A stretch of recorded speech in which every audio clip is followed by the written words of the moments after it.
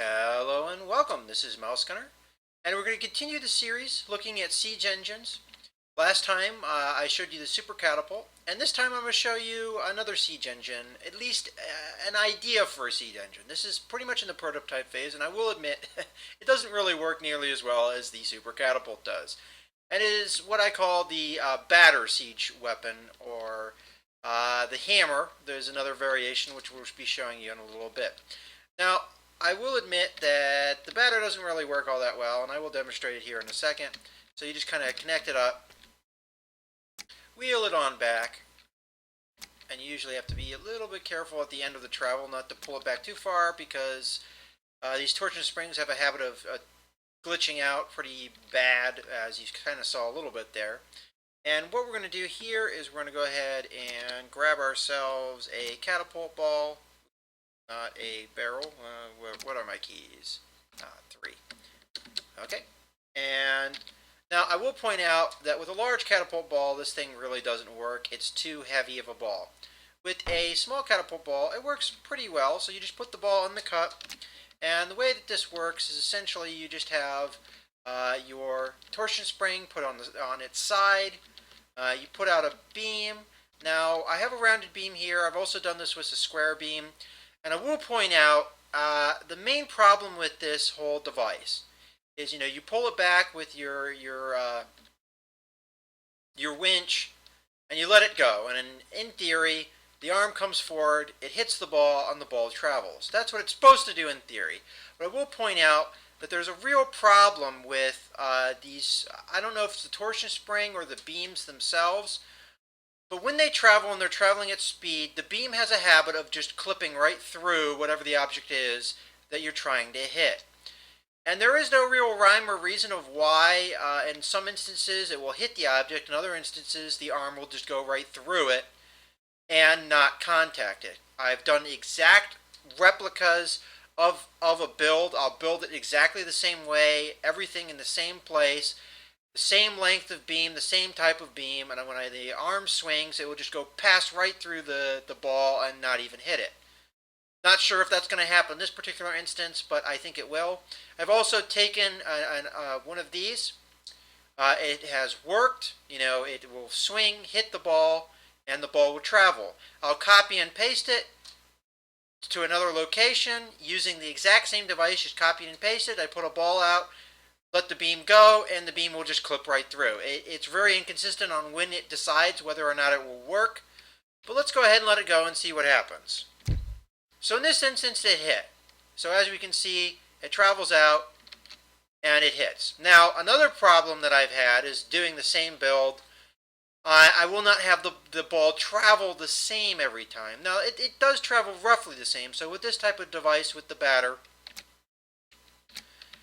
it will travel pretty much the same direction every time. So it's a little bit to the right of where it's aimed. So I aimed it over here. So in theory, if it was going straight, it'd go over there. It usually hooks to the right. So if we do that again, we'll see that it falls pretty much in the same place, but it will hook a little bit to the right, which it's swinging that direction, so it kind of makes sense. If you're familiar with baseball, it's kind of not that, okay, sometimes you get that where it kind of fouls it off.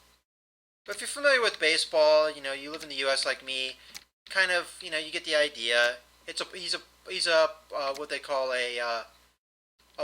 it's a pull hitter, right? If you hit in the same side that you bat. All right, let's, because I think push hitter is if you hit it the opposite direction. Pull hitter is you hit it in the same direction as you're batting from, the same side you're batting from. All right, so let's let it go again. So every once in a while it will foul off the ball, or continuously keep fouling off the ball. And that's one of the problems with this device is sometimes it's pretty accurate and pretty consistent, but it will just foul off balls. So it will kind of slow down your rate of fire in a way that it's not really all the way back. Okay, but I think that's about right. Let's try it one more time. Whether or not it will function for us is hard to say, but you saw when it functions right, essentially what happens. Alright, whatever.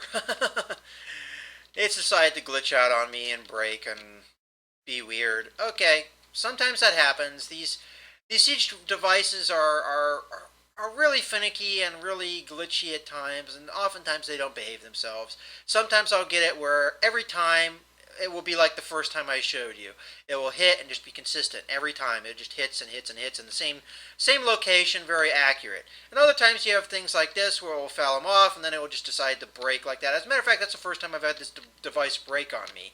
So that's kind of interesting that when I try and record, it just doesn't want to behave itself.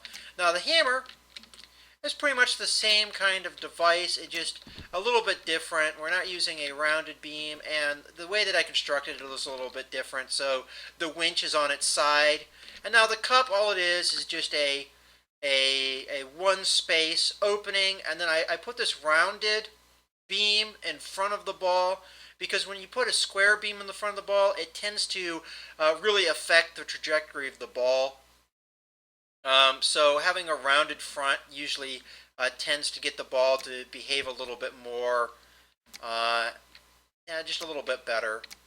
So let's wind this thing back. There we go. And hopefully it will behave itself. So again, it needs a small ball. The big balls are too heavy. And alright, now that we have a ball in there, we're going to go ahead and let her go. So this is roughly, as I said, it's mostly the same idea, just executed a little bit different. You have a square beam as a head to hit, so let's go ahead and let it go. Now, as you can see, rather than going to the right, like the other one did, this actually hooks to the left. Or I guess slices to the left if you're a golfer. And the main reason that is because I'm just changing the dynamic of how the ball is hit. So the hammer, to kind of explain that, with the batter, it's just a straight beam. So it's going to contact it and it's going to pull it, essentially, to the right. With the hammer actually will hit it because the head is a little bit further forward, and I must have knocked the card a little bit there. Oh well, hopefully we're in a good position. The head will hit a little bit sooner, so it has a tendency to slice the ball to the left rather than hook it to the right. So let's go ahead and wind this back, and I'll kind of wind it back part way so you can kind of see what I mean about the contact point with the head. So as you can see here, the contact point is going to be a little bit, further back. It's going to be about at this point. So let's go ahead and draw it all the way back, and let's see that again. And hopefully it will behave itself, and unlike the other one that we were trying to do. And let's let her go and see how she behaves.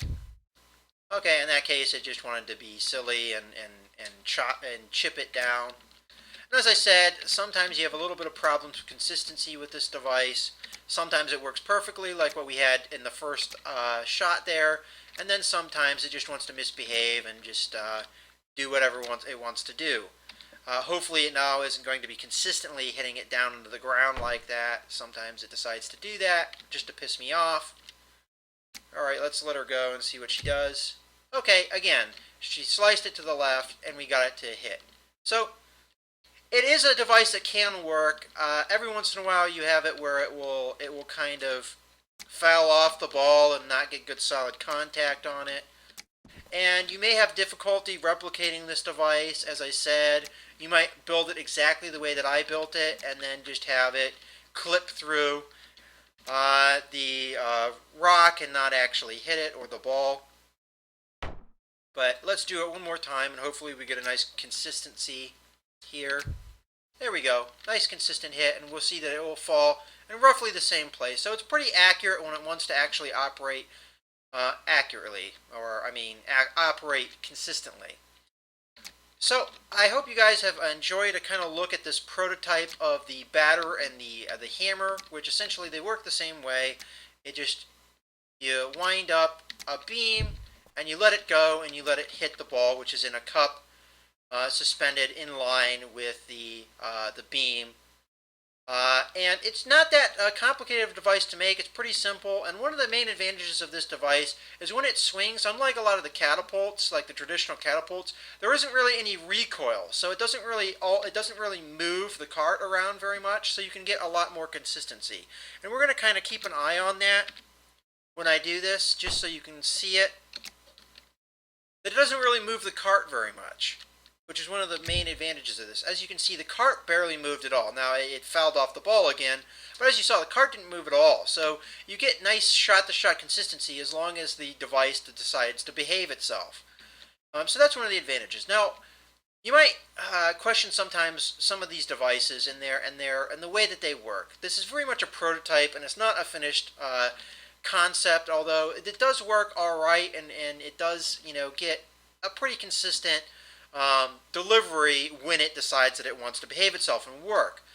But one of the things that I want you guys to understand is when I'm making these siege devices, I have the constraint that they have to be mobile, and they also have to be usable in a survival setting. So I know I'm doing a lot of flying around, and honestly, with this device, the batter works this way. I would have to have a step up so that you could jump up on this thing and really use it. But everything that I need to operate, I can operate from the ground. I can grab the hook here. I can attach to the rope. I can wind it all from the ground. I can drop in my ball.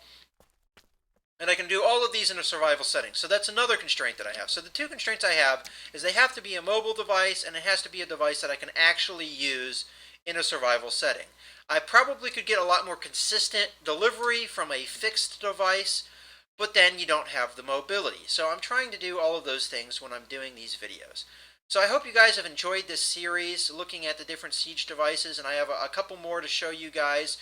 And some of them are going to be prototypes like this, where they do work, but there's some kinks in it due to either just, some glitchiness in the game, that, bugs that need to be worked out, or, it's an idea that really just doesn't go anywhere. But a lot of these, they're trying to be, outside the box thinking kind of ideas. So I hope you guys have enjoyed this video, and a continuation, and you can look forward to a continuation of the series in the future. In any case, this is Mouse Cunner, signing out.